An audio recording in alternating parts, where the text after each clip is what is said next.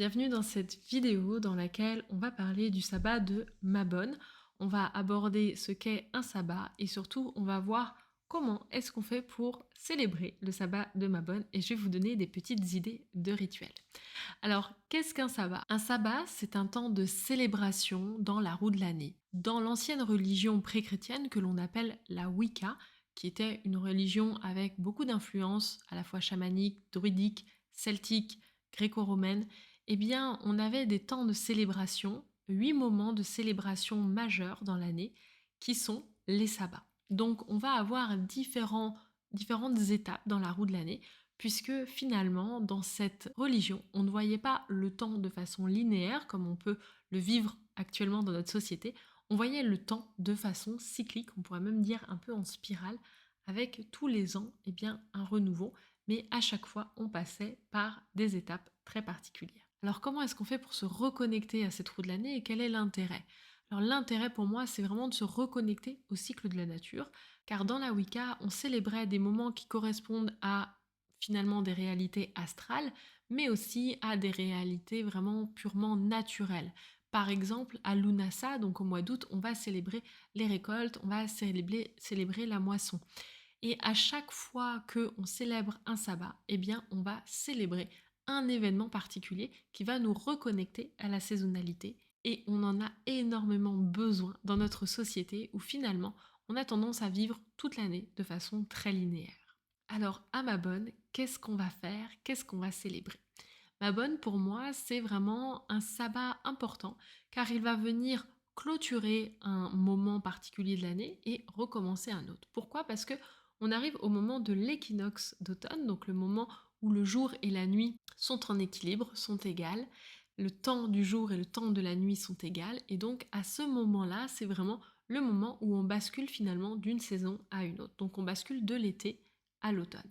À ce moment-là de l'année, on va célébrer les dernières récoltes. Regardez un peu autour de vous et vous verrez que les fruitiers donnent leurs derniers fruits. On va récolter les pommes, les coings, les poires, on va récolter les figues, les noix, les noisettes. On va terminer de récolter ce qu'il y a à récolter dans notre jardin et dans la nature. À chaque fois, pour chaque sabbat, on va pouvoir mettre en place des rituels qui vont nous permettre de nous reconnecter à la nature et en même temps, ça va nous permettre de nous reconnecter à nous-mêmes en allant travailler un sujet particulier. En l'occurrence, pour ma bonne, c'est pour moi le moment où on vient clôturer notre travail qu'on a fait sur l'abondance. Car à l'ITA qui est au mois de juin et à l'UNASA qui est au mois d'août, eh bien on a travaillé sur la notion d'abondance. Avec l'ITA, on venait travailler sur notre confiance et notre foi que la récolte allait être bonne pendant l'été. À l'UNASA, on célèbre les premières récoltes, les premières moissons, on célèbre l'abondance. Et à ma bonne, on vient célébrer les dernières récoltes. Donc c'est vraiment 3 sabbats où on va venir pouvoir s'interroger sur sa relation à l'abondance. Et pour moi, ma bonne, c'est vraiment le moment où on passe d'une saison finalement lumineuse à une saison sombre. Donc c'est vraiment le moment où on vient clôturer les choses, on vient clôturer les derniers freins qui pourraient nous empêcher d'accéder à l'abondance. Alors je vous invite à vous interroger, qu'est-ce qui, selon vous, vous empêche d'accéder à l'abondance? Selon moi, c'est le moment idéal pour aller travailler la notion de pas assez.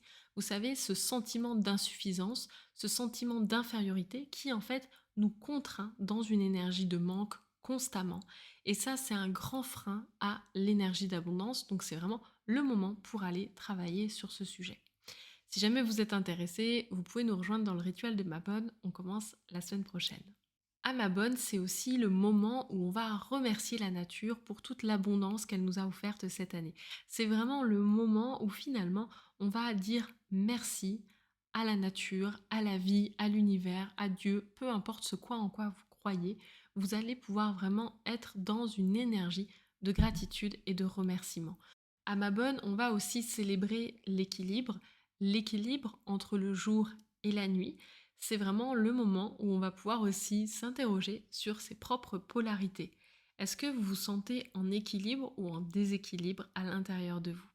C'est à nouveau pour moi vraiment le moment de réfléchir à cette notion de je me sens pas assez, car quand on se sent pas assez quelque chose, on se sent trop quelque chose. Et donc on est souvent un peu en déséquilibre intérieurement.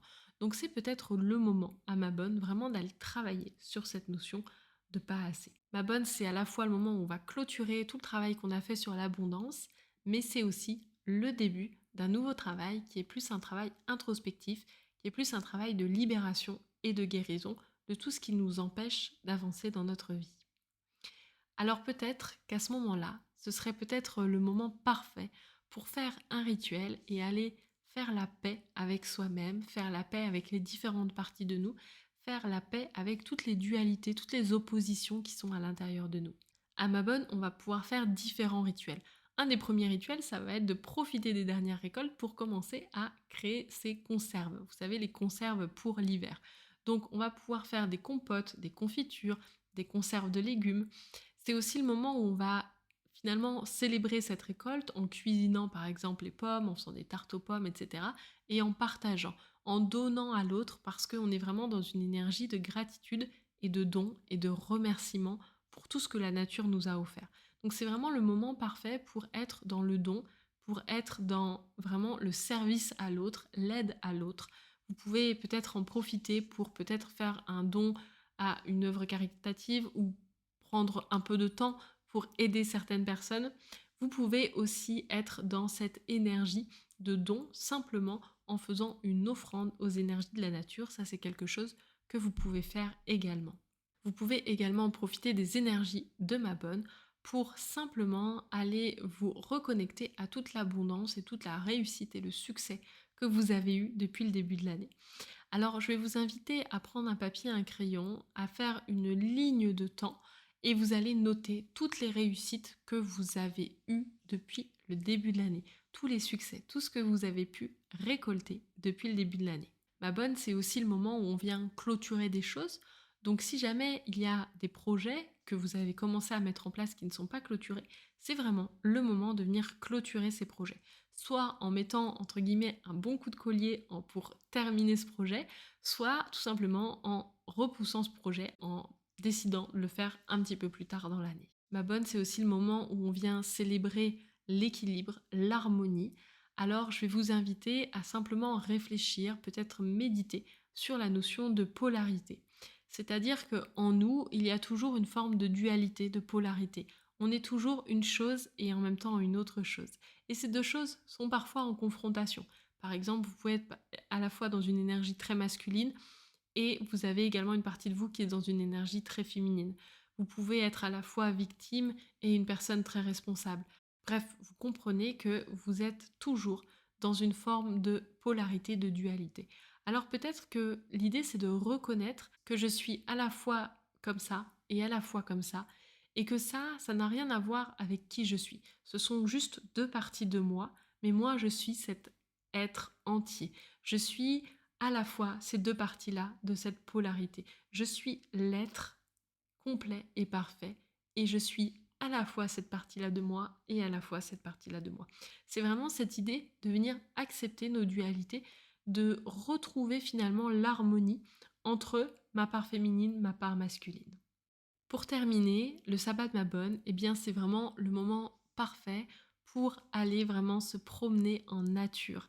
Aller faire une balade en forêt, aller vous connecter aux esprits de la nature, aux énergies de la nature, aller prendre un bon bain de forêt, je vous assure que ça vous fera le plus grand bien.